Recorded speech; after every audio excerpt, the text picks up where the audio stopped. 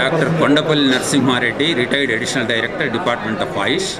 అలాగే medicinal plant board member, director Swami Ramananda Tirtha institute. ఈ ఆయుర్వేద మేళాలో ప్రత్యేకించి ఆయుర్వేద ఔషధాలకు సంబంధించినటువంటి మూలికల యొక్క ఐడెంటిఫికేషన్, అలాగే మూలికలను ఉపయోగించేటువంటి పద్ధతులను అందరికీ పరిచయం చేయడానికి, కామన్ మ్యాన్ దగ్గరికి తీసుకెళ్ళడానికి అని చెప్పేసి ఏర్పాటు చేయడం జరిగింది.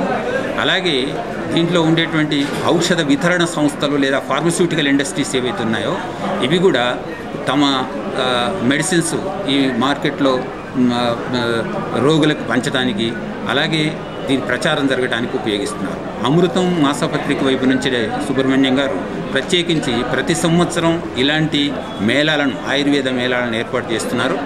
ఐ థింక్ ఇది 5వ మేళా. ఇది ఇలా ప్రతి సంవత్సరం సిటీలో 5వ మేళా, అలాగే జిల్లాల్లో కూడా ఇలాంటి మేళాలను ఏర్పాటు చేసి మారుమూల గ్రామాల్లో ఉండేటువంటి ప్రజలకు కూడా ఈ ఔషధ మొక్కల యొక్క విలువని, ఆయుర్వేద ఔషధాల వల్ల జరిగేటువంటి ఉపయోగాలని తెలియజెప్పడానికి ఈ మేళాలను ఉపయోగిస్తున్నారు.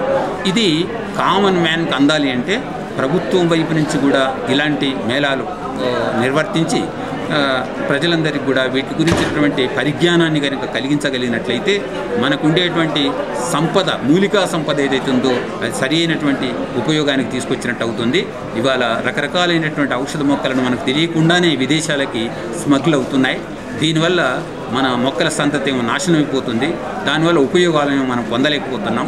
అందువల్ల ఇది సర్వజనీనికం చేసేసి సరి అయినటువంటి మొక్కల యొక్క పరిజ్ఞానాన్ని ప్రతి వ్యక్తికి కలిగించడం అవసరం.